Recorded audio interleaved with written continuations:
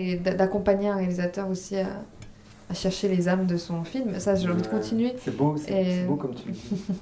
Chercher les âmes de son film.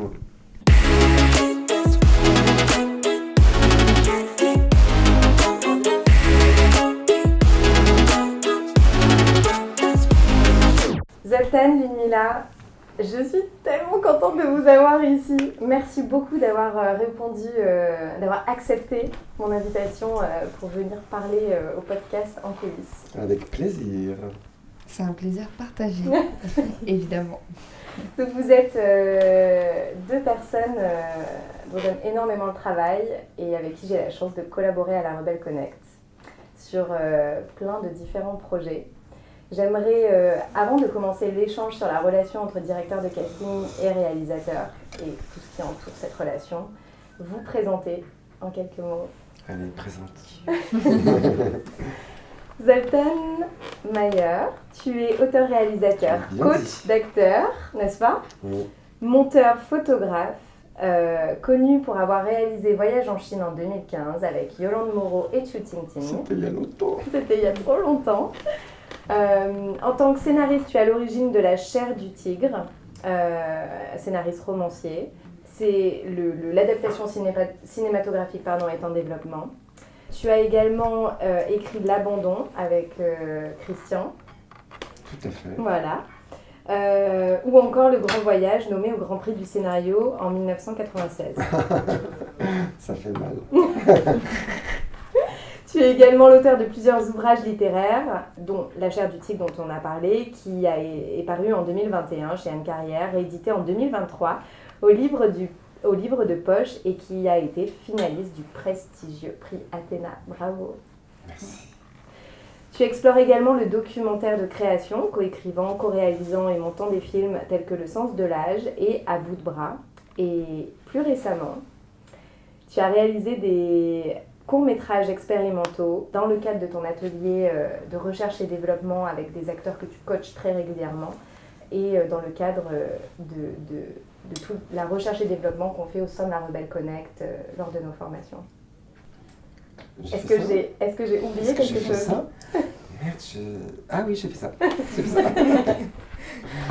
Lunmila Donne, tu es directrice de casting reconnue pour ta pratique également du casting sauvage, parce que tu as commencé par le casting sauvage. Tout à fait. Exactement. Tu as collaboré tout de suite avec des réalisateurs de renom et ce qui est incroyable, c'est que très vite, les castings que tu as pu faire, les films ont reçu des distinctions tout de suite. Donc notamment, il y a un film sur lequel tu as casté qui a reçu le prix du meilleur court-métrage à la Mostra de Venise. Oui, c'est ça. Un réalisateur qui s'appelle Erenik Bekiri, d'origine albanaise, qui a eu beaucoup de talent. Et oui, en effet, le court-métrage a reçu ce prix-là. Et il y a aussi L'Enfant de personne. Oui, alors L'Enfant de personne, c'est un téléfilm qui a été diffusé sur France 2 et c'est mon premier projet en tant que directrice de casting. Il est 3 comédiens principaux qui jouent le même personnage à des âges différents. Ils ont été primés... tous les 3. Ouais, tous les 3 ex aequo. C'est un peu inédit d'ailleurs. Ouais, c'est beau. Oui, et je m'y attendais pas du tout. Et au Festival de La Rochelle. Au Festival de La Rochelle, le festival de la fiction télé. Voilà. Ouais, c'est vrai que c'était un moment très très fort et émouvant. Et en plus, c'était un casting très difficile parce que c'était en plein Covid. Il fallait aller caster dans les foyers, dans les MEX, des enfants placés.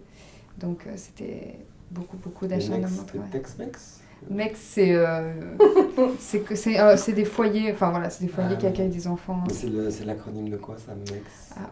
Maison, je sais plus. Je vais pas dire de bêtises, mais il y a... Parce que le X... MEX. Non, c'est avec un S. MEX, M-E-C-S. Ah, d'accord. Bon, je sais plus exactement, je vais pas vous dire de bêtises, donc voilà. C'est comme ça qu'on appelle les établissements, certains établissements qui accueillent des enfants. Donc voilà, c'était une aventure hyper éprouvante, mais bouleversante. Voilà. Et je collabore toujours avec le réalisateur Hakim Isker. Donc là, ça fait 4 ans qu'on travaille ensemble, et aussi avec Stéphanie Pilonka, une réalisatrice très engagée, qui à chaque fois me reprend sur ses projets, qui me laisse faire tous ses castings, enfin toute la distribution de ses castings, dont une série, une comédie qui sera, j'espère peut-être, à La Rochelle cette année, et qui est très réussie. Et voilà, ça fait... Voilà, j'ai des collaborations qui durent et ça, c'est chouette. On se connaît, on se comprend, enfin... Et je les aime beaucoup. J'aime les gens avec qui je travaille. Ça, c'est important. Et, voilà. Et Zoltan aussi, évidemment. Zoltan, avec qui on a collaboré sur La chair du tigre. Et c'était une aventure aussi hyper intéressante. En plus, j'avais un peu passé du temps avec lui avant de commencer à travailler avec lui. C'est-à-dire, j'ai assisté à ses ateliers, la manière dont il travaille avec les actrices et les acteurs. Et ça m'a... Voilà, ça m'a donné même envie de m'y plonger par curiosité et par envie comme ça, parce que j'avais jamais vu je m'intéressais au jeu, puis j'ai été assistante d'un super directeur de casting qui s'appelle Mohamed Bellama et qui aussi a une passion immense pour la direction d'acteurs. Je confirme. Et là, ça complétait en fait aussi tout ce que j'avais appris sur le jeu et de manière beaucoup plus technique et beaucoup plus profonde.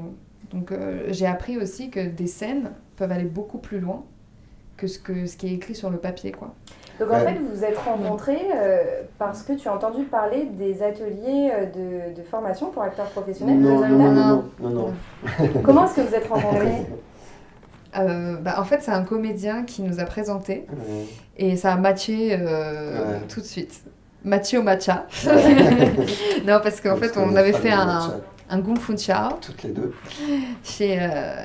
Toutes les deux. Là, il faudrait faire une petite parenthèse. Je ne respecte pas la règle du masculin qui l'emporte. Voilà, c'est ça. Ne vous affolez pas, je dis toutes les deux. Je me sens homme, mais je privilégie l'accord au féminin, en fait, de l'adjectif. Donc, c'est juste une petite parenthèse. Ouais, donc voilà, on s'est rencontrés à travers un comédien qui faisait partie des ateliers de Zoltan. Et ça, franchement, ça a matché. Je cherchais à l'époque, j'envisageais le casting de mon film La chair du tigre allait débuter. Et je cherchais le casting. Il m'a dit, il faut absolument que tu rencontres Ludmilla, ça va. Donc, on s'est rencontrés d'abord ailleurs, je sais pas quoi. Et puis après, tu as dit, ah, mais ça m'intéresse de venir voir les ateliers. C'est comme ça que Ludmilla a intégré donc, les ateliers, comme elle le disait là. Et elle est devenue actrice en réalité. Mais elle est devenue actrice. Ça me Alors, regarde, deuxième parenthèse, je sens Ludmilla. Non, mais je veux dire, elle est devenue actrice. Elle s'est mise dans la peau d'une actrice. Elle a commencé à se poser les questions que se pose une actrice. Travailler sur un certain nombre de choses à identifier quand on joue. Donc, votre collaboration a commencé. On vous a présenté en tant que directeur de casting, directrice de casting, réalisateur. D'abord, on a fait le casting, tu es venu après dans l'atelier, je crois.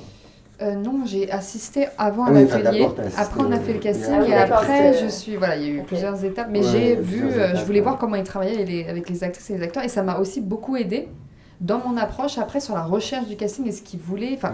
Puis il y avait une alchimie aussi. Il y a des choses, on a une sensibilité qui est assez commune. Donc, on aime les mêmes gens aussi.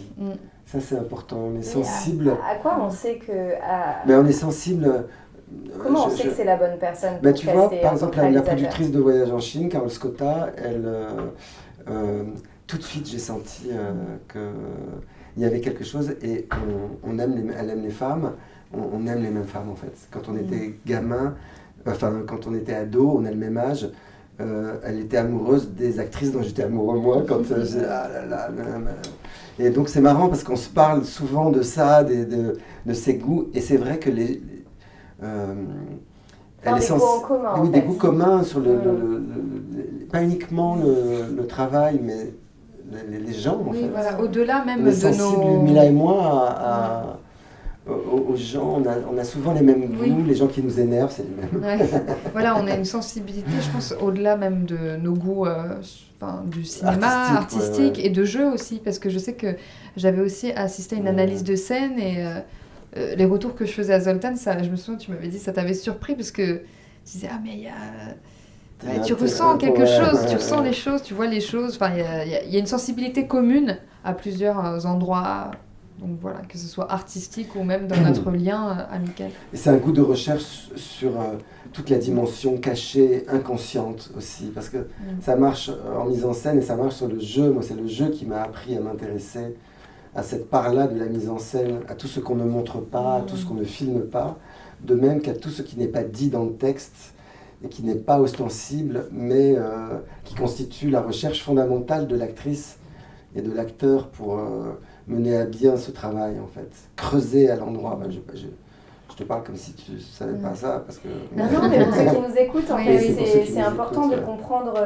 comment ça marche tout ça. Ouais, exactement. Comment les choix, comment les rencontres se font, pour quelles raisons on décide de travailler avec un directeur de casting, comment est-ce que... finalement, ta casquette de coach d'acteur et aussi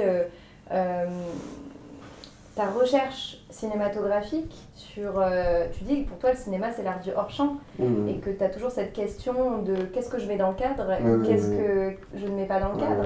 Donc c'est ce dont tu parles sur toujours qu'est-ce qu'on va voir et qu'est-ce qu'on ne va pas voir. Et on travaille sur les deux. Oui, tout à fait. Donc...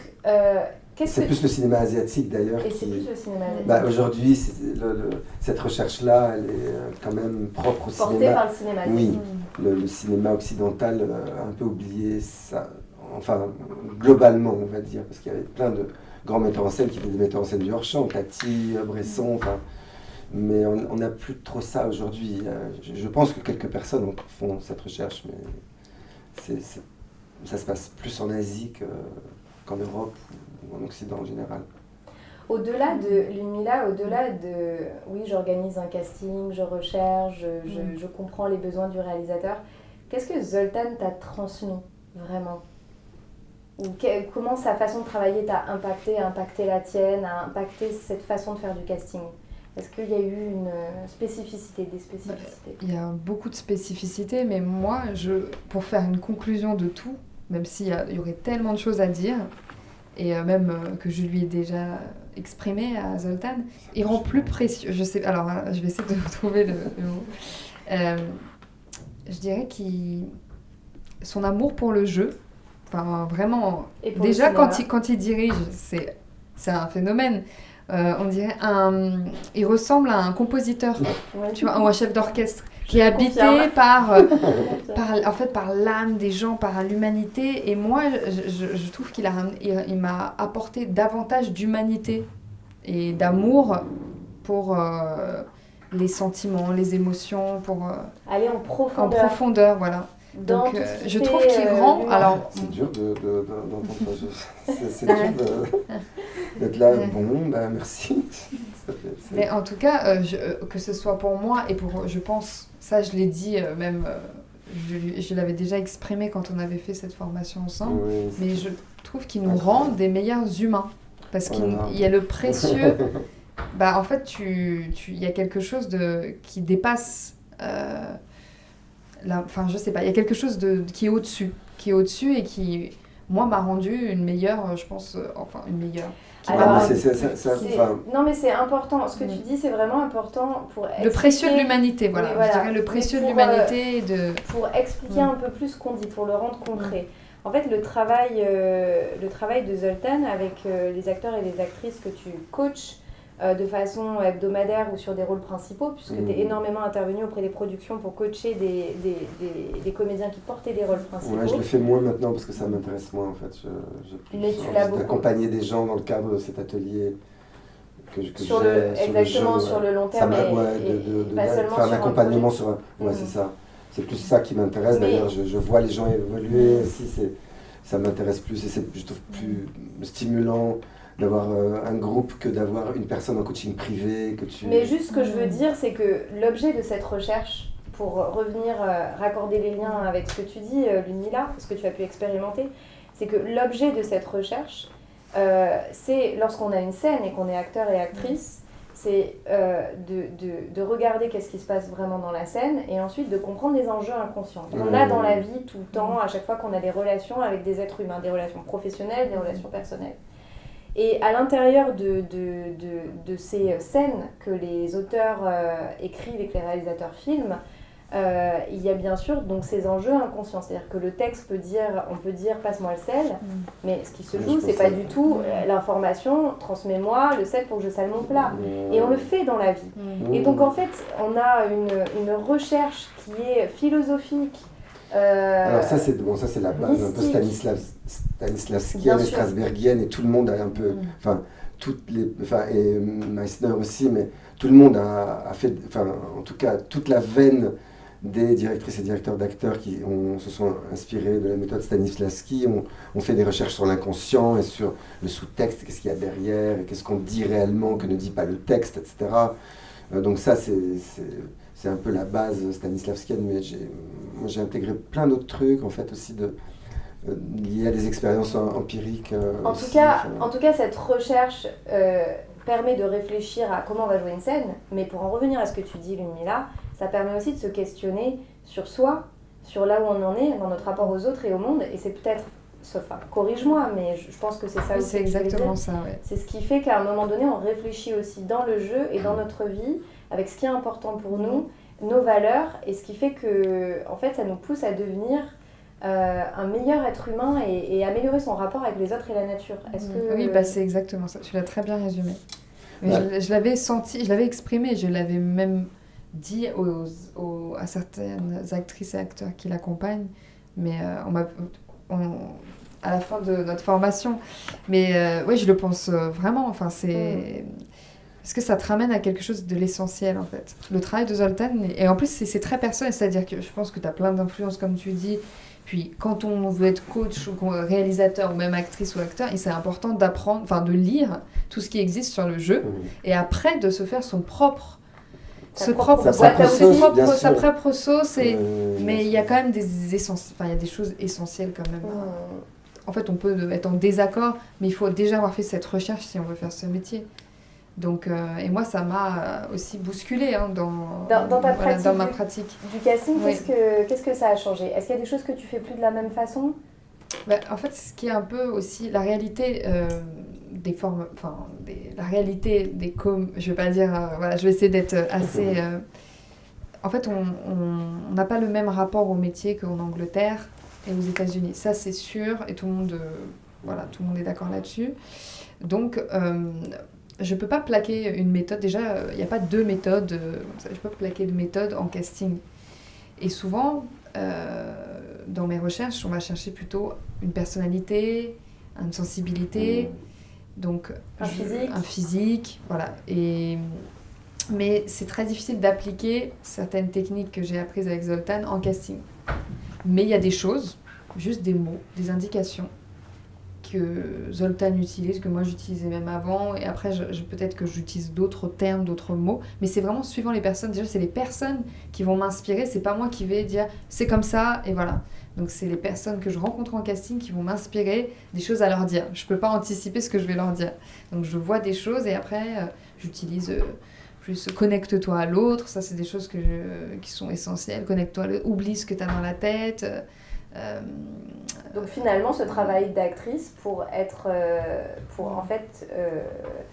faire ton travail de directrice de casting et connecter vraiment avec tes acteurs. Elle l'a vécu de l'intérieur. Oui, je l'ai vécu de l'intérieur, donc je vois plus de choses. Voilà, maintenant, le fait de l'avoir vécu exactement, je vois aussi beaucoup plus de choses. C'est ça qui est vraiment qui m'a enrichi. Et je vois beaucoup plus de choses maintenant quand je vois à la caméra sur mon caméscope une actrice ou un acteur face à moi, je vois beaucoup plus de choses. Ça a ouvert des cases et même de la sensibilité. Enfin voilà, ça a débloqué des choses. C'est presque mystique, je ne peux pas l'expliquer. Je pense que le côté intuitif, le côté direct, je l'avais déjà de par le trajet que j'avais fait en tant qu'assistante de casting, avec moi, mon parcours de vie, parce qu'on ne peut pas se couper de ce qu'on a vécu, donc ça apporte aussi beaucoup de choses. Et ensuite, toute la technique aussi que j'ai apprise avec Zoltan, mais qui rejoignait, il y avait plein de choses qui se rejoignaient en fait mais ça allait beaucoup plus en profondeur, donc tout ce qui est inconscient du texte, etc., ça je connaissais pas, enfin j'y allais pas en tout cas, j'avais lu des livres, mais déjà de lire et de pratiquer, ça n'a rien à voir. Je trouve que c'est vraiment différent. C'est la précision aussi de l'analyse, de qui joue quoi, comment, qu'est-ce qu'elle joue, pourquoi c'est pas intéressant de jouer ça, pourquoi c'est intéressant de jouer ci, etc. Et Zoltan, qu'est-ce que Ludmilla a pu t'apporter dans cette collaboration ? Elle m'a apporté déjà les gens que j'ai rencontrés, enfin je veux dire,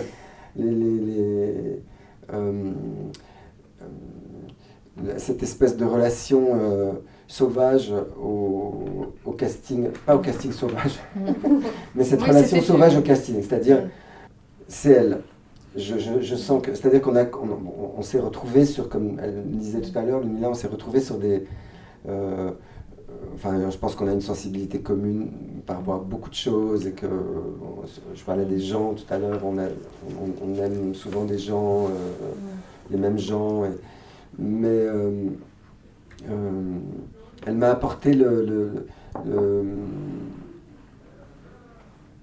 quelque chose qui... vis-à-vis du casting, comme j'ai pas fait de nombreux castings, j'ai toujours eu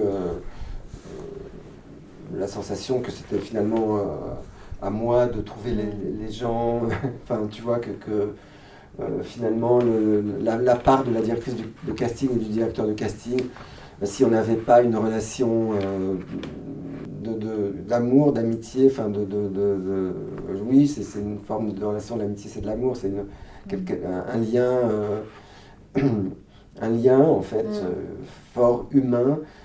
J'avais un peu de mal à faire confiance, en fait. Voilà, pour résumer, je fais un peu des détours, mais j'avais un peu de mal à faire confiance parce que je me disais, est-ce que cette directrice de casting ou ce directeur de casting va pouvoir me comprendre. Et puis, par exemple, il y a une directrice de casting chinoise quand j'étais en Chine, avec laquelle j'ai travaillé, et je voyais qu'elle effrayait les gens, en fait. Elle leur disait des conneries sur... Donc déjà, Ludmilla m'a apporté un soulagement énorme sur la confiance que je lui...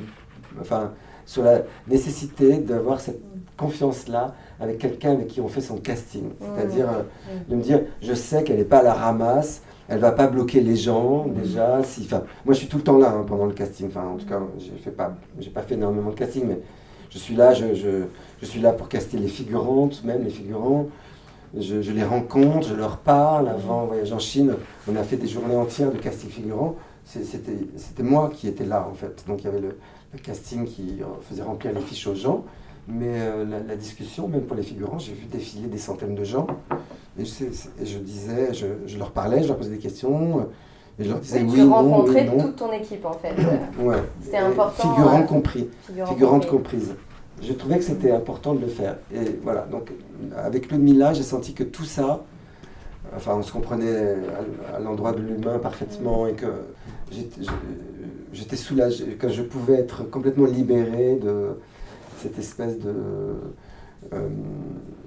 d'angoisse que j'avais de me dire, mais est-ce que la personne ne va pas trahir mes idées, c'est un bien grand mot, mais dans sa manière de faire, en fait, je vois souvent que le modus operandi, il n'est pas, d'un point de vue éthique, il n'est pas génial, ou tu vois, je me dis... Aussi, après, il y a quelque chose qui ne peut pas s'acheter ou qui ne peut pas s'apprendre, c'est le feeling, de sentir les profils, on était raccord. Moi, j'ai toujours, même la première fois où j'ai envoyé ma sélection à Zoltan, j'ai quand même eu la petite boule au ventre, parce que j'admire le travail de Zoltan, et je me suis dit... ça m'est arrivé 1 ou 2 fois, ça. De me dire, oh là là, est-ce qu'il va aimer, est-ce qu'on va être raccord ? Il y a toujours ce petit... Je pense que j'ai des collègues qui vont se reconnaître là-dedans, mais quand on admire réellement le metteur en scène et la metteuse en scène avec qui on travaille, on a cette petite boule en disant, est-ce qu'on va être raccord sur ce qu'on ressent de la personne, etc. Et en fait, oui. Parce qu'on a longtemps parlé du personnage qui est recherché. Moi, j'ai lu son roman, et puis ça me parlait, le sujet, il y a plein de choses qui se reliaient, et puis on se connaissait déjà, donc on avait déjà un lien, donc ça a aidé, et après... il y a déjà une relation d'amitié qui est naissante. Et c'est vrai que, comme tu dis, la confiance, c'est la clé, je trouve, de toutes les relations dans de ce métier, de travail. Et tu le sens, quand quelqu'un il a confiance, quand quelqu'un il doute, mais souvent c'est...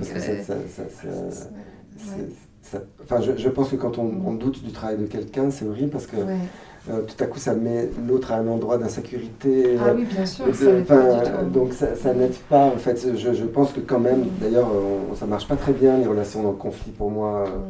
Je pense que c'est beaucoup plus à l'endroit de l'encouragement que je ne crois absolument pas quand on fait des films au conflit porteur de je ne sais pas quoi. Je pense que le conflit ne porte pas grand-chose que la mort, en fait, une forme de mort, en fait, d'extinction des feux, dans le conflit. Les choses s'éteignent dans le conflit et les choses peuvent renaître quand on... Ce qui est dur, hein, parce que parfois, il y a des gens qui ont envie de détriper. Donc, tout ça nous porte vers le conflit, en fait. Parce que c'est normal qu'on rencontre des gens qu'on a envie de détriper. Mais je pense que ça ne marche pas. Oui, il faut encourager, être exigeant. Moi, j'ai besoin aussi, et tu étais exigeant en plus, hein, tu me disais, il faut continuer à en voir plein d'autres filles. Oui, même parce que je reviens sur les conditions je reviens sur les conditions de votre rencontre. Tu as cassé une enfant pour avoir le rôle principal de La Chair du Tigre. Est-ce que tu peux nous dire qu'est-ce que tu recherchais suite à ta discussion avec Zoltan? Comment tu as axé tes recherches? Parce que tu cherchais une petite fille d'origine chinoise qui était capable de parler et français et chinois. Oui. Donc ça veut dire pas d'expérience. Quand on caste une petite fille, il n'y a pas beaucoup de petites filles qui jouent depuis leurs 6 ans et qui ont eu la chance d'évoluer. Non, en plus là, il fallait qu'elle soit chinoise ayant vécu en Chine. Exactement. Pas de parents chinois ayant vécu en France. Donc, il fallait qu'elle parle mieux le chinois que le français. Alors, est-ce que tu peux nous expliquer comment j'ai fait les recherches? Comment tu as fait tes recherches? Comment tu as organisé, nous expliquer un peu le déroulement de ce casting, s'il y a des mamans ou des enfants qui rêvent de faire ce métier-là, juste pour leur... Comment est-ce que ça se passe? Alors, déjà, il faut savoir qu'entre 4 ans et 16 ans, c'est du casting sauvage. C'est-à-dire, on voit des enfants, là je parle un peu largement, et après je reviendrai au profil de Lucy.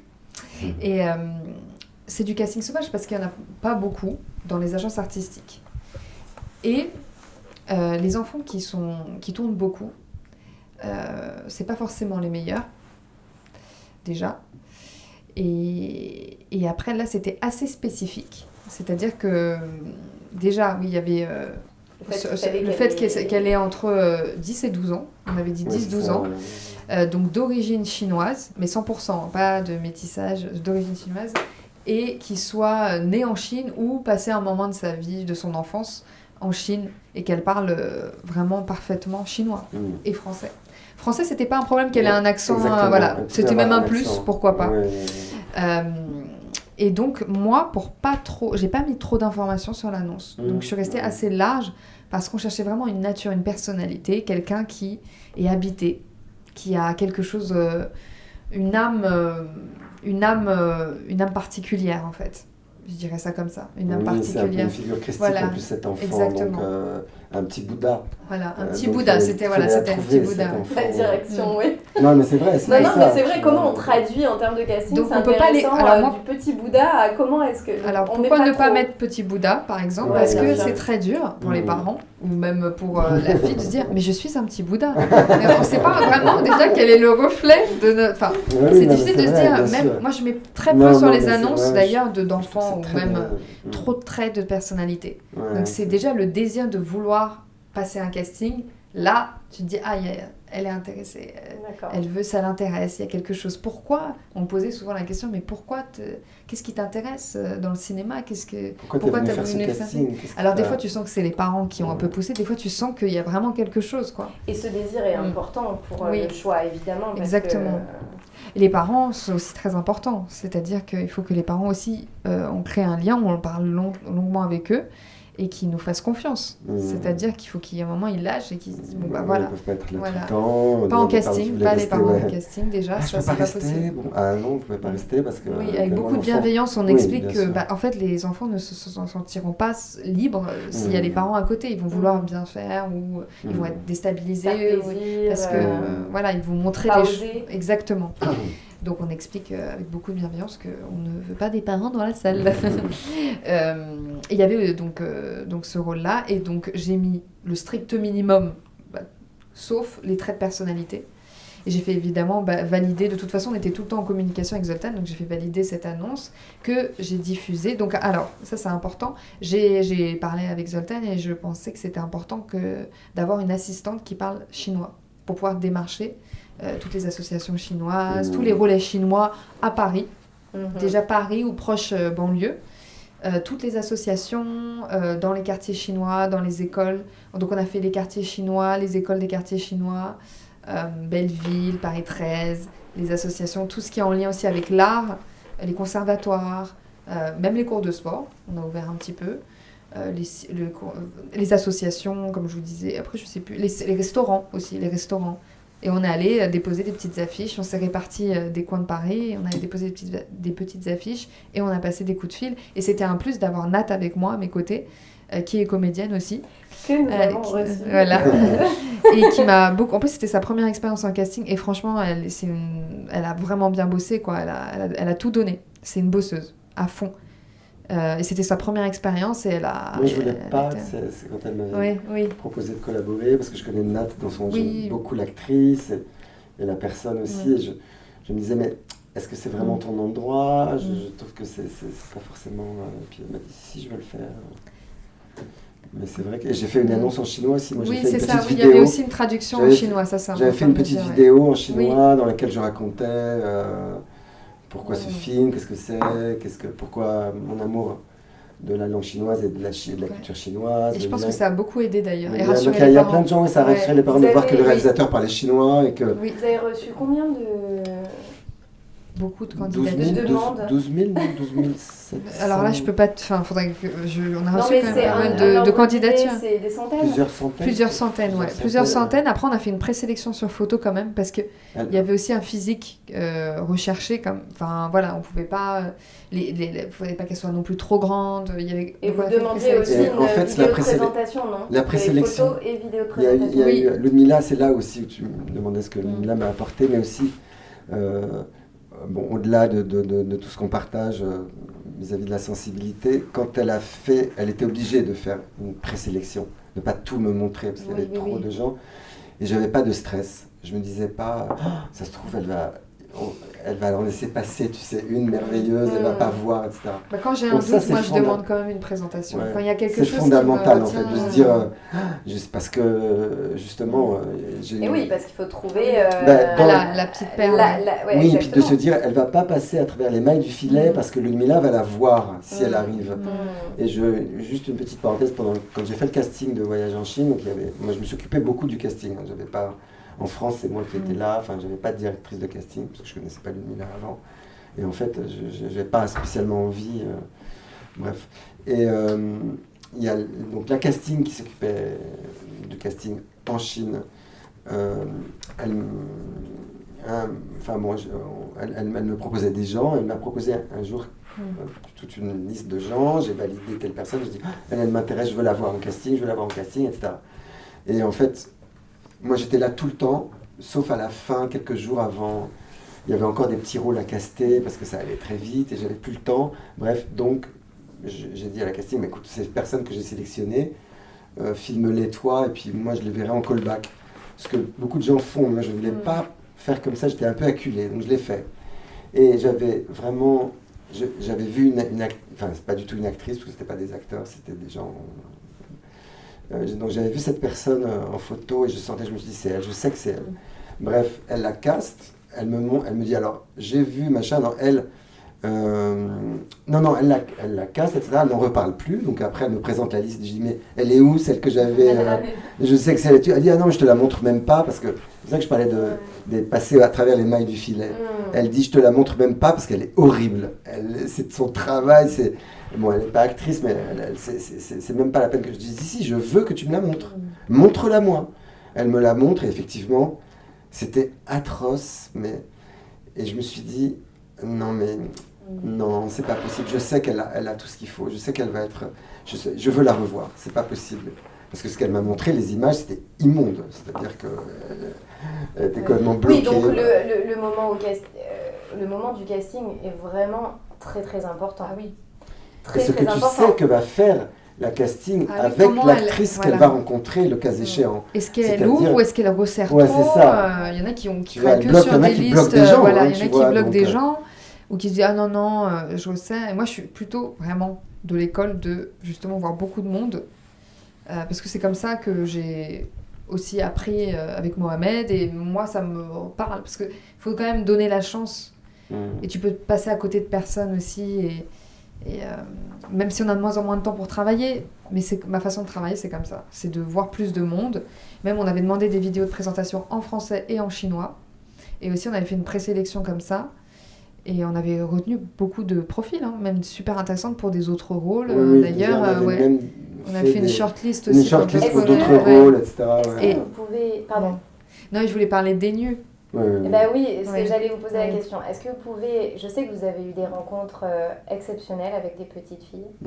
Est-ce que vous pouvez nous parler d'un moment pendant le casting d'une rencontre qui vous a déjà, Lumila, elle avait repéré une gamine et elle m'a dit il y en a une qui se détache totalement du lot, j'ai juste vu sa photo, mais...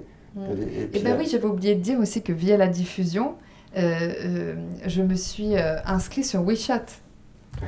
Et là, c'est un réseau, il y a beaucoup de personnes asiatiques. Et je voulais faire une grosse dédicace, Vraiment, la communauté chinoise, elle est incroyable. Dans la diffusion, dans le partage de l'annonce, parce que là, je viens d'avoir un souvenir, ils ont été hyper efficaces. Donc, on a eu quand même beaucoup de profils. On avait reçu quand même plus d'une centaine de profils et ils relayaient vraiment l'information. Et ils ont fait confiance. Et je pense que la petite vidéo aussi qu'avait faite Zoltan, c'était vraiment un plus. Parce que quand même, c'est des enfants, c'est des jeunes filles. Voilà, je peux comprendre que les parents ils puissent ne pas... Voilà. Donc, surtout que le film, en plus, parlait de sujets extrêmement durs, de maltraitance à l'école, de harcèlement et puis de racisme anti-chinois. Donc il fallait aussi pouvoir incarner ça, il fallait pouvoir jouer ces scènes très difficiles quand on n'a pas de notion en jeu et qu'on n'est pas dans une famille d'artistes. Effectivement, ça peut faire peur. Et de racisme anti-chinois, surtout anti-chinois. Et ça les a énormément touchés. On a des parents qui nous ont dit que ça les a beaucoup touchés, qu'il y a un projet qui se fait sur ce sujet-là. Et donc, est-ce que vous pouvez nous parler de vos petits coups de cœur, de la magie qui a pu se passer Aigneux, en fait... sur WeChat, j'avais vu cette vidéo j'avais reçu une vidéo de la maman avec la fraise. Une vidéo. Oui. Mais d'abord la photo, en fait. Oui, d'abord la photo. Ah oui, j'avais reçu. Et c'était une des premières candidatures. Ouais, c'est ça. En fait, j'avais reçu une photo d'une petite qui faisait du violon. Et elle avait quelque chose. Déjà, elle avait quelque chose sur les photos. Et j'ai envoyé à Zoltan et j'ai dit je te l'envoie même si je ne veux pas te donner de faux espoirs parce que ça, je sais qu'il faut faire attention à pas trop vendre du rêve à ses collaborateurs, enfin en tout cas à des gars avec qui on travaille parce que des fois on peut vite chuter. Mais là, je sais pas, j'ai senti, j'ai envoyé la photo, j'ai dit Tamboska, oui. Donc il a dit là, quelque chose, elle a un truc, elle a un charisme, elle a une présence. Puis en plus, la photo était hyper intéressante, elle était dans son monde. Et elle me faisait penser à la violoniste, ton amie, pardon. Ah oui, Sayaka Shoji. Voilà, Sayaka Shoji. Il y avait quelque chose... tout à fait, d'ailleurs. Cette grande violoniste japonaise, ouais. Et donc, j'ai envoyé la photo, et il m'a dit, oui, elle a un truc. Mais c'est vrai que d'ailleurs, après, c'est juste une petite... j'ai fait... Parce qu'elle fait, donc, comme elle fait du violon, je l'ai présenté à cette violoniste incroyable, Sayaka Shoji. Donc, on est allé chez elle, à l'occasion d'une réception, et tout le monde disait à Sayaka, c'est ta fille. Mais elle te ressemble, la gamine, là, elle te ressemble, c'est pas incroyable. Enfin bon, c'était rigolo. Et après, j'ai demandé une vidéo de présentation, je te souviens, avec la fraise. Oui. Mais en fait, alors là, c'était assez particulier. C'est quand même important de le dire. C'est-à-dire qu'ils nous ont envoyé une vidéo, mais qui datait de quelques années. Ouais. Et là, ça correspond. Enfin, il y a quelque chose qui correspond déjà physiquement. Elle aime l'art, elle a l'air ailleurs. Ils ont un peu enfumé, les parents, sur l'âge. Et puis quand on l'a vu, on a dit « Ouh, elle a pris 20 cm de plus !» Et ça, mais malgré tout, vu qu'elle avait une puissance d'âme... ça vous a donc permis d'envisager des l'âge du personnage. Exactement. Oui. C'est intéressant. C'est surtout Zoltan qui avait... on aurait... Enfin, dans ce qui s'était imaginé, j'imagine que c'était une fille de l'âge de l'âge parce qu'elle a 12 ans dans le roman, mais en fait... Moi, je m'en fous. Finalement, d'ailleurs, je fais jamais comme ça. Je pense jamais à des gens de telle taille. Il est comme ci, elle est comme ça, elle est blonde, il est bleu, vert, rouge, noir. Je m'en fous en fait. Et même l'âge. Dans Voyage en Chine, j'ai casté des gens qui avaient 20 ans de plus ou 20 ans de moins que le rôle qui était au départ. Et alors, comment est-ce qu'on amène une petite fille à jouer une scène de harcèlement en casting? Ça a pris du temps quand même. C'est-à-dire que c'était au début... très à l'aise. Et je pense que le texte a été vraiment... moi, j'ai pu le constater en casting sauvage que quand tu donnes du texte, il vaut mieux éviter le texte. C'est-à-dire, ou mettre une scène très courte et après faire de l'impro dans un premier temps pour voir déjà la répartie, l'imaginaire de la personne, sa sensibilité. Et après, tu lui expliques comment aborder un texte. Exactement. Travail, quand tu as quelqu'un qui n'a jamais joué, quand tu donnes un texte, c'est trop lourd, c'est trop. Donc, souvent, les enfants vont vouloir apprendre par cœur. Et comme une récitation. Ouais, et donc on a entendu de ça, et ça bloque justement son émotion, tout ce qui se passe. C'est un métier. Hein. Donc ce qui était vraiment magnifique, c'est que Zoltan était tout le temps là avec moi, il savait ce qu'il voulait, donc on est passé par des étapes. Je savais ce que je voulais. Non, mais tu savais savoir comment... en fait, savoir ce qu'on veut pour moi, quand on fait un casting... Oui. Ouais, c'est savoir ce qu'on ne veut pas, et c'est savoir ce que l'on ressent, et c'est que l'on veut ressentir. Non, mais tu savais, c'est important de le dire, en fait, c'est pas la même chose que de savoir ce qu'on veut, c'est-à-dire savoir ce que je veux, je veux pas qu'elle me le joue comme ci ou comme ça, moi je travaille jamais sur le résultat, donc en fait, non mais c'est important de le préciser, qu'est-ce que veut dire savoir ce qu'on veut? Savoir ce qu'on veut, je pense, c'est être ouvert à mon sens, hein, ça ne regarde que moi, mais être ouvert à plein de choses et découvrir le personnage au moment où on le rencontre. Mais pas se dire ah oui non mais je veux absolument qu'elle soit comme ça, d'ailleurs c'est une avocate, elle est un peu comme ci, elle est comme ça. Il y a souvent, moi je l'ai vécu en tant qu'acteur, hein.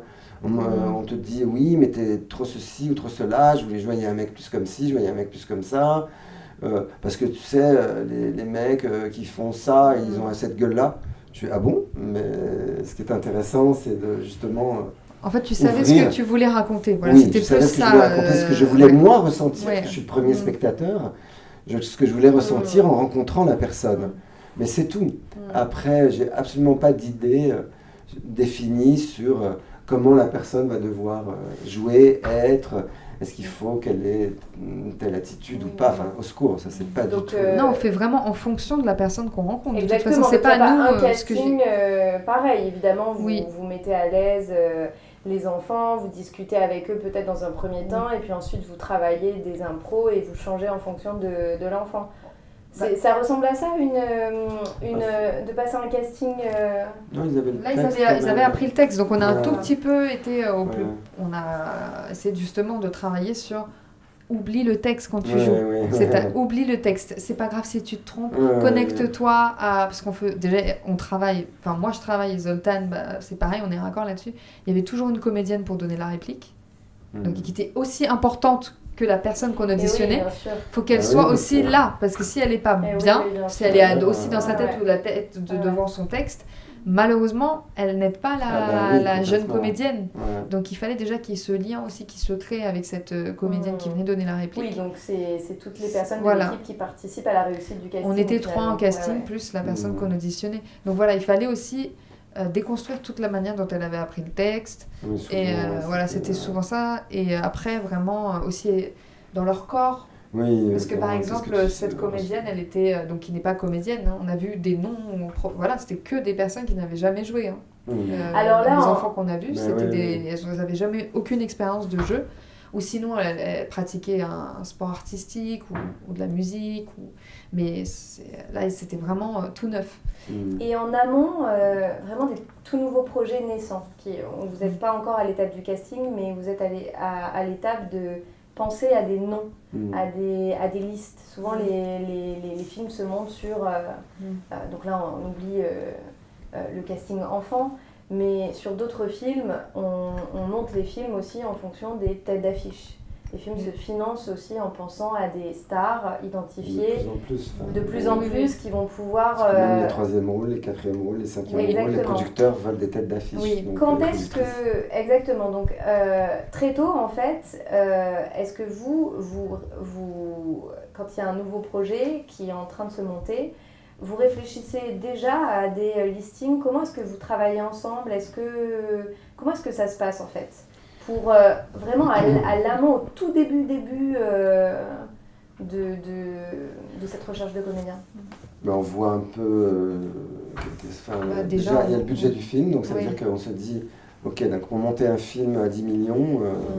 là, il faut forcément des noms... Mais même à 5, même à 3... oui, maintenant, à moins de faire un film à moins d'1 million d'euros, où là, il y a peut-être un peu... Tu sais que ton film sortira sur 5 copies, en fait, déjà. Donc, c'est compliqué aujourd'hui. C'est très compliqué. C'est très compliqué de faire entendre aussi aux productrices et aux producteurs que les gens vont au cinéma et non... Enfin, je pense à ce film chinois, là, Black Dog, qui est sorti il n'y a pas longtemps. Je ne sais pas combien il a fait d'entrées, mais plus de 200 000, hein, enfin, c'est beaucoup. Ça a très très bien marché. Personne en France, en plus, sachant qu'en France, le public n'est pas forcément très très friand de cinéma asiatique, le film a très très bien marché avec que des inconnus. Et je pense qu'aujourd'hui, on a eu la preuve qu'un certain nombre de films qui ont cartonné sans casting, il n'y avait pas de casting. Sauf que les diffuseurs ne sont pas prêts encore à entendre ça et à prendre ces risques. Ce qui est dommage, plein de films se cassent la gueule avec des énormes castings. Donc je pense que le public, à un moment, il est touché, il n'est pas touché. Donc, et il a envie de rencontrer des nouvelles visages. Ouais, je suis d'accord avec toi. Vous pensez aux deux, en fait, déjà à des noms et à des contre-propositions? Alors, tout dépend du montage financier, de qui produit. Enfin, voilà, c'est du cas par cas. Hein. Ouais, c'est du cas par cas. Et là, pour rebondir sur ce que tu disais, par exemple, 20 Dieux, le film français là, qui est magnifique et qui est... Il n'y a que des noms professionnels, il n'y a pas de tête d'affiche. Suleiman aussi, c'est pareil, et ça a cartonné, plus de je ne sais plus combien de milliers d'entrées. Donc on peut faire des films sans tête d'affiche. Mais souvent, il faut que le film soit un film social qui s'adapte déjà. Suleiman, c'est particulier parce que c'est comme les films de Bruno Dumont, que Bruno Dumont faisait avant d'avoir recours justement à des actrices plus connues. Une branche de cinéma. C'est-à-dire que c'est un cinéma généralement qui est très social, qui est très très proche de la réalité, qui défend des sujets brûlants, etc. Et là, c'est accepté et nécessaire, parce que ça ne peut se faire que... Comme ce que faisaient les frères Dardenne, d'ailleurs, au début, en fait. Ils ont arrêté de faire ça, eux aussi. Mais au début, ils ne prenaient que des inconnus, et ça faisait partie du truc. On va vous montrer ce qui se passe dans... Ils ont fait un film avec que des jeunes filles. Mais ça fait un moment que c'était plus le cas, en fait. Mais au début, leur cinéma, il avait l'estampille cinéma sans casting. Ça faisait partie de leur identité, en fait, donc de l'identité cinématographique de ces réalisateurs. Donc, en fait, c'est un contexte particulier, quand même. À partir du moment où tu fais un cinéma qui n'est pas un cinéma social, ou qui n'est... La Chair du Tigre, moi, c'est un sujet social, mais le cinéma que je fais, c'est pas un cinéma social. Il y a des éléments qui sont des éléments liés à la société dans laquelle on vit. Oui, mais voilà, c'est pas... C'est ce que les Américains appellent d'ailleurs le néoréalisme poétique. On sort un peu du cadre strictement documentaire, on va dire. Mais la réalité, oui, c'est que c'est dur de financer un film sans un ou deux noms déjà de tête connue. Mais des fois, on n'a pas le choix, il faut passer par là pour avancer. Donc, en effet, et pour ouvrir la porte, peut-être. Film, on réfléchit à des noms, mais aussi il faut des gens qu'on aime. Enfin, voilà, on va pas se dire. On a déjà parlé avec Ludmilla de noms. Et aussi, il faut se. Moi, je sais que la manière dans laquelle j'aborde aussi le casting, je me dis, rien n'est impossible. Voilà, rien n'est impossible. Si je veux travailler avec Viggo Mortensen, coucou, c'est possible de l'avoir, d'ailleurs, qui parle très bien français. Non, mais voilà, un exemple. On peut avoir, en plus, les Américains ou les Anglais, enfin même, les gens aiment le cinéma français. On a quand même, on est reconnus, ils aiment la France, ils aiment le cinéma français. Donc je pense qu'il faut tenter. Donc à partir du moment où même si on travaille avec des acteurs ou actrices internationaux, faut oser et c'est possible. Mais c'est vrai que après il y a les on se met des on s'empêche. Non, il va pas pouvoir. Oui, c'est ça. Enfin moi quand j'avais proposé André Wims à ma productrice pour jouer dans Voyage en Chine le mari de Yolande Moreau, elle m'a dit mais André Wims je veux dire c'est un rôle, elle dit c'est un rôle on le voit qu'au début du film. Il va pas accepter, c'est ça? Oui, il va pas accepter. Puis, il va accepter. Oui, il va pas accepter. Puis les gens ont trouvé ça bizarre. Et je dis, mais écoute, tout le monde ne connaît pas André Wims, d'abord, forcément.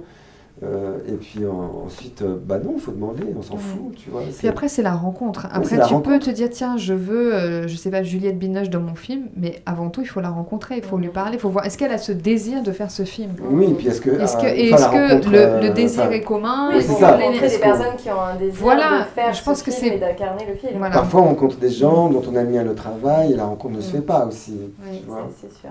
Donc, tu te dis, mince. En fait, ça passe pas. Ça ne matche pas, en fait, ça marche pas.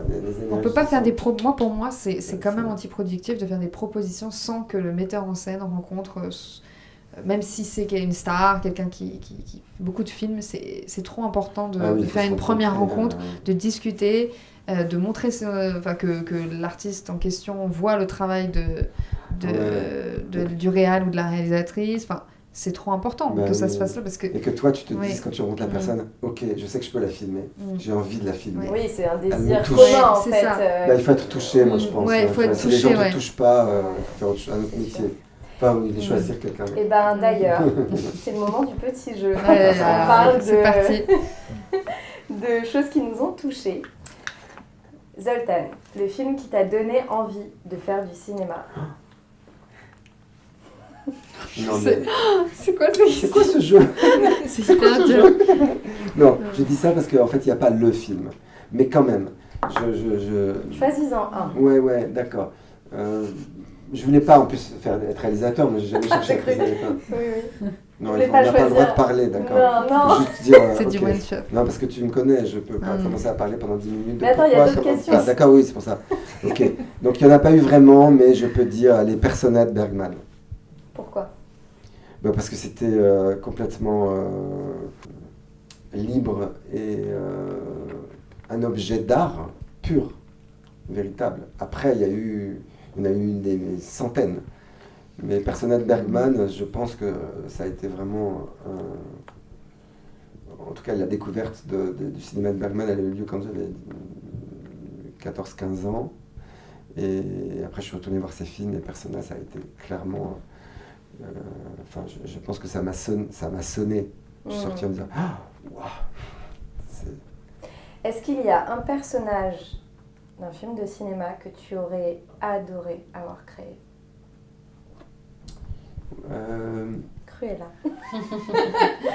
Non, je sais pas. Si. Le personnage de la femme dans La Femme Insecte de Cholet Mamour. Il est incroyable. Je vais en donner deux. Allez. Et le personnage de Toshiro Mifune dans Barberousse de Kurosawa. Ludmilla, tu es également réalisatrice, donc c'est une question... À venir. En devenir. En tout cas, c'est un désir, mais je peux pas dire que je suis réalisatrice pour le moment, parce que je me définirais pas comme ça, mais je suis en recherche. Voilà. En recherche, en exploration, et le chemin doit se faire. Un peu sur les starting blocks quand même. Voilà. Non, mais en tout cas, je suis en recherche, en exploration, et je peux pas me définir comme telle tant que je le ressentirai pas, et je n'aurai pas sorti quelque chose qui vraiment... C'est comme les mamans qui se disent maman une fois que l'enfant est arrivé. Oui. Mais moi, je pense que ça commence bien. On peut décider de ne jamais sortir, donc là, t'es jamais maman. Et je pense qu'on peut décider... Mais en tout cas, c'est sûr que j'adore la direction de casting. J'aime ça et j'aimerais continuer à en faire avec vraiment des gens comme Zoltan ou... Non, mais en fait, je vais pas rentrer chez moi. Pour des projets qui me tiennent à cœur et d'accompagner un réalisateur aussi à chercher les âmes de son film. Ça, j'ai envie de continuer. C'est beau, c'est beau comme tu le dis. Chercher les âmes de son film. Je le vois un peu comme ça aussi, parce que c'est vraiment... Et justement, un pays où tu rêverais de tourner pour accompagner les âmes d'un film. Alors là... Ah, mais on pose des questions difficiles, hein. Oh là là. Mais le Japon, j'adorerais aller... En fait, c'est plus touristique, là, je vais vous dire. Le Japon, la Chine aussi. Mais la Chine, en fait, à travers d'ailleurs le travail qu'on a fait avec Zoltan, on est tombé sur justement des parents qui nous ont parlé de la Chine. Il y avait une guide touristique qui nous avait parlé, et puis Zoltan m'en a déjà parlé. Je pense qu'on a une sacrée mauvaise image de la Chine en France à travers les médias, mais moi j'ai envie de découvrir. En fait, j'ai plein de pays que j'ai envie de découvrir, mais Mais tu m'as pas posé la question. Ouais, moi aussi, je voulais ta question. Alors, Zoltan, ton rituel juste avant une journée de tournage.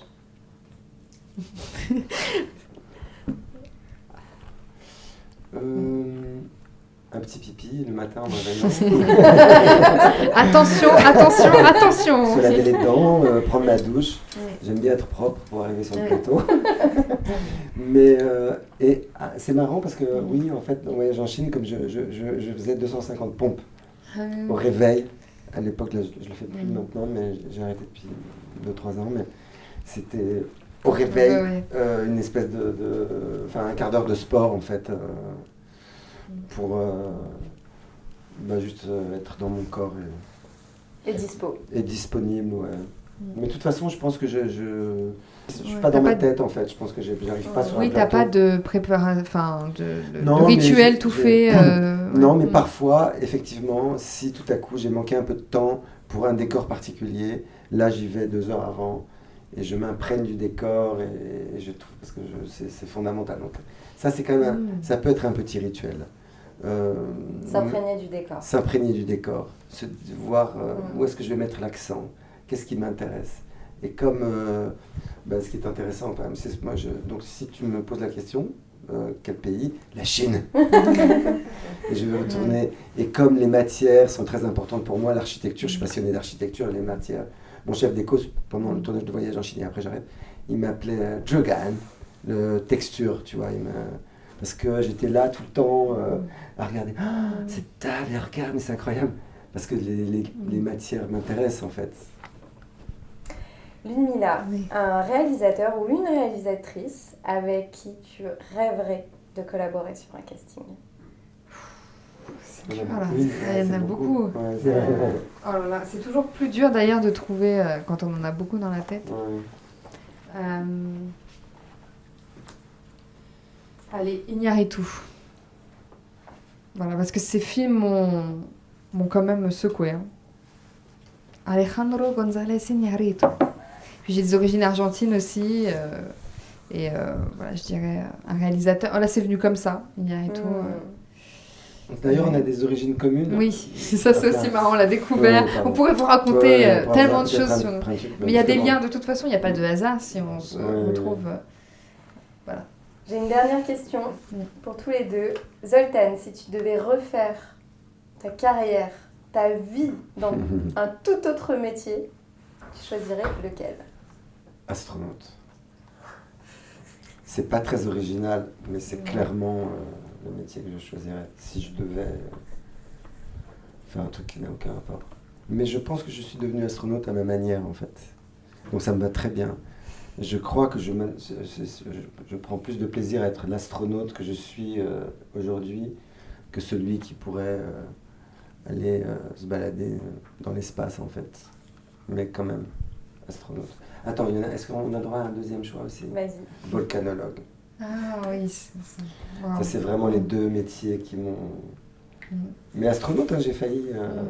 Non, j'ai pas failli, mais j'ai eu un moment une proposition. Non, mais j'étais nul en maths, je suis quand même arrivé en première S parce que tout à coup je me suis dit, bon, si je veux être astronaute, il faut que je sois bon en maths. Et j'ai quand même, me suis battu pour devenir bon en maths et passer en première S pour avoir un bac S pour devenir que je n'ai pas eu. Alors c'est marrant cette question parce que je me suis posé la question il n'y a pas si longtemps. Et je me suis dit que j'aurais aimé être journaliste, mais à travers le monde, c'est-à-dire d'aller peut-être journaliste de guerre, vraiment. Après, vu que je suis maman, c'est plus compliqué mais vraiment, je pense que j'aurais aimé. Tu peux le mettre sous ton dos. Voilà, c'est ça. Front, comme ça. Mais j'aurais aimé faire un métier à risque et en même temps nécessaire. Voilà, journaliste, je pense, de guerre, voilà. Ou pas forcément de guerre, mais en fait d'aller explorer aussi même pas forcément de guerre, un peu sur d'autres sujets, parce que j'aime beaucoup, comme dans mon métier, reporter, et faire des photos, enfin voilà, explorer le monde en fait, explorer le monde, exploratrice. Dora l'exploratrice. Et moi un dernier truc, architecte aussi. Voilà. Architecte. Non, mais pardon, voilà, donc 3 choix, c'est pas beaucoup. Non, architecte aussi. Non, mais c'est merveilleux, on va terminer là-dessus parce que finalement vous êtes un peu des explorateurs de cinéma et du monde. Les deux se confondent, donc c'est vraiment une belle note de fin. Merci beaucoup. Merci Charlotte. Vive la Chine. Et à bientôt. Allez visiter la Chine. À bientôt. Au revoir.